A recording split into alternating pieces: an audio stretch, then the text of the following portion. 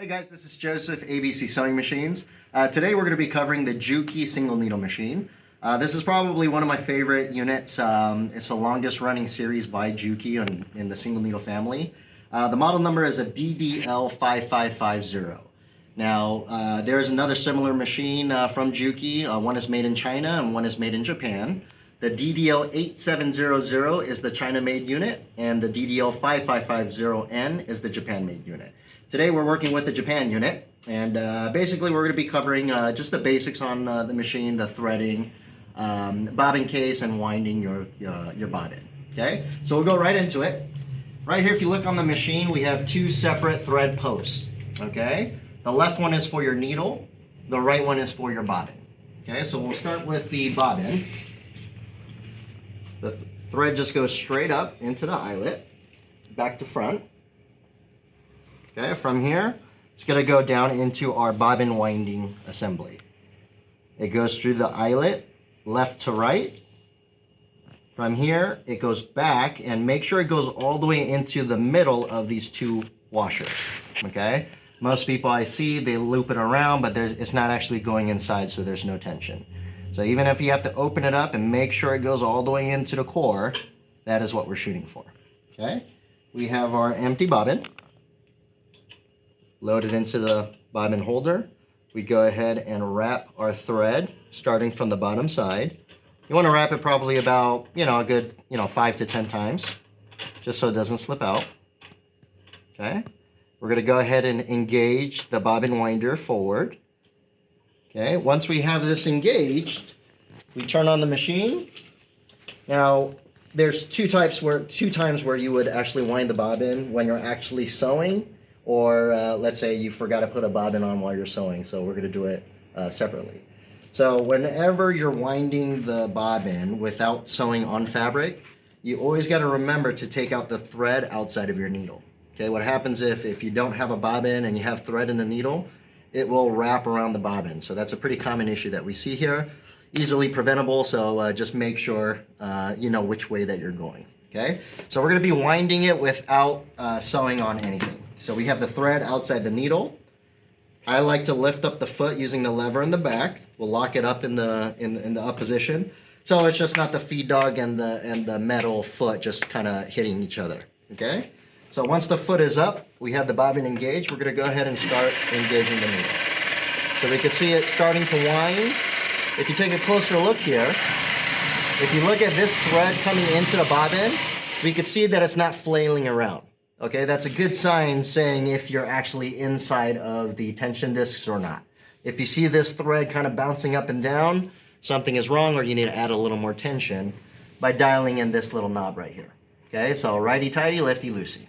Okay, we don't need too much tension on the bottom, just enough to make sure it gets nice and tight while it's winding in.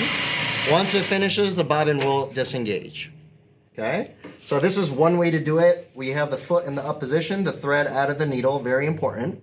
And if we were actually sewing fabric, which I'll show you in a little bit, I'm gonna leave that bobbin there, and then we're gonna go ahead and thread the needle, and then we'll come back to that bobbin. Okay, so the left post here is for my needle. Same thing, goes straight up, goes into the eyelet, left to right, or back to front. And then from here, it goes into our thread post. Okay, we're going to feed this in back to front. Okay, back to front in the bottom hole. The newer machines has this little washer device. The older machine, it just has two holes. On the newer one, it goes back to front and then in between the two discs here and straight into the machine. Okay, on the older style, you'll see two of these holes stacked on top of each other. This one, it goes back to front, and then it's going to swivel back around, back to front. So it kind of has like this little looping, or like a twisting effect, or like an S if you call it something. Okay, so on the new style, we're going to go back to front. Okay, and then in between the two discs, and then it goes straight into the machine side. Right here, some machines have two holes, same thing. Some of them have three holes.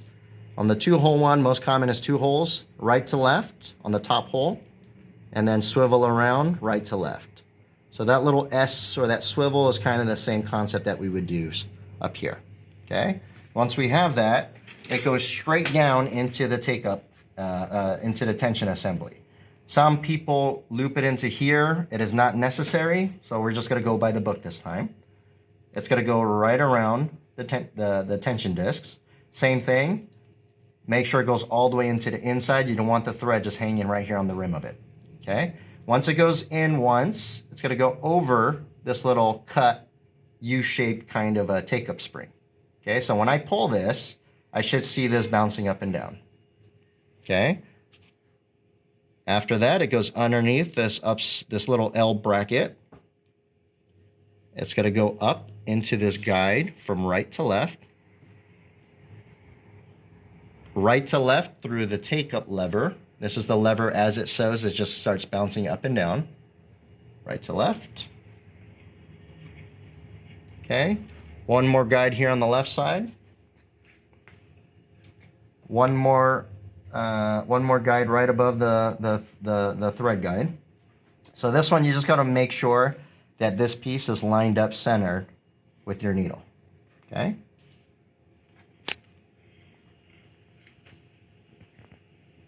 From here, it's going to go inside of the eyelets, right above the needle, front to back. Okay. And then it goes into the needle from the left side to the right side. Now, on your needle has two sides of the needle. One side is kind of flat, and one side has this little divot. Okay, that divot is pointing directly to the right side. Okay, so if you could zoom in right here, we see this little divot on the needle. That is directly to the right side. If I'm standing right in front of the needle, I should not be able to see the eye of the needle, okay, because it's pointing left to right.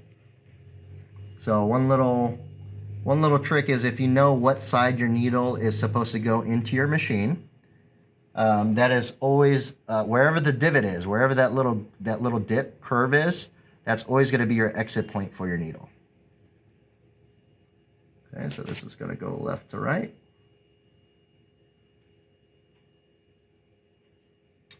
Just like that. Make sure the thread doesn't wrap around the needle. And from there, it goes underneath the foot and to the back. Okay, so that's covering just the basic threading on majority of the industrial single needle machines. I would say about 85%, 90% of all industrial single needles would follow this same concept with, minor changes like, the thread eyelets and so forth. So just to recap, instead of come down, back to front, go around the washer, right to left, swivel back around, right to left. It goes straight down into the tension disc, okay? Goes around, up over this little take-up spring, and then underneath this L bracket, through the guide, take-up lever, right to left, the guide on the left, the little swivel guide right here, which you can arrange. You want it arranged right there in the front side, so the thread is guided along the eyelet. Goes through the eyelet front to back, and then the needle left to right with the groove of the needle pointing directly to the right side. So we have our bobbin case, our bobbin. We're going to load it in so it spins clockwise.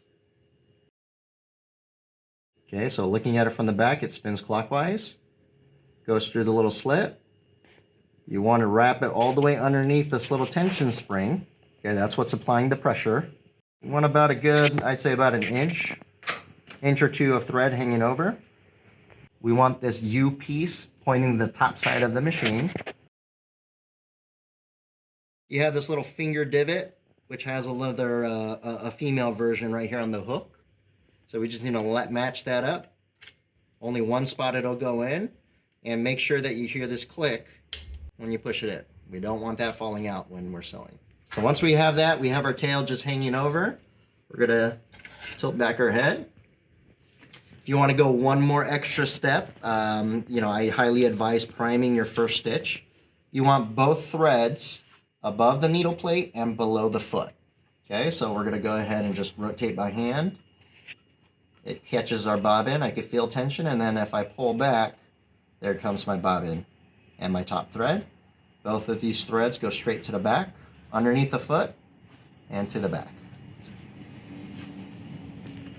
So we have our fabric. Okay, so I'm going to show you the second version of winding your bobbin, which is ideally the most efficient way to wind your bobbin. While you're actually sewing, you should have a spare bobbin on your bobbin winder and engaged. So as you're sewing, it's constantly winding your next new bobbin. Okay, so there's no downtime. So as I start stitching through, I can see my bobbin winding, getting ready for the next run. So we can have that going. Once that finishes, it'll pop out on its own, pretty much ready for when you need to swap out. All right, so we covered the industrial Juki single needle machine, model number DDL-5550N. Like I said, this threading guideline or this training video is, you could use it for most industrial single needle machines out there in the market. I'd say about 85–90% of them are going to use the majority of what you just saw here today. So if you have slight differences, not that crucial, using what I explained early on the top thread post, 2 eyes and 3 eyes and so forth, you would be able to use the same concept. Okay, so thanks for watching. Hopefully this video helps. If you have any questions, you can visit us at www.abcsewingmachine.com, or feel free to give us a call and speak with one of our reps to help you out.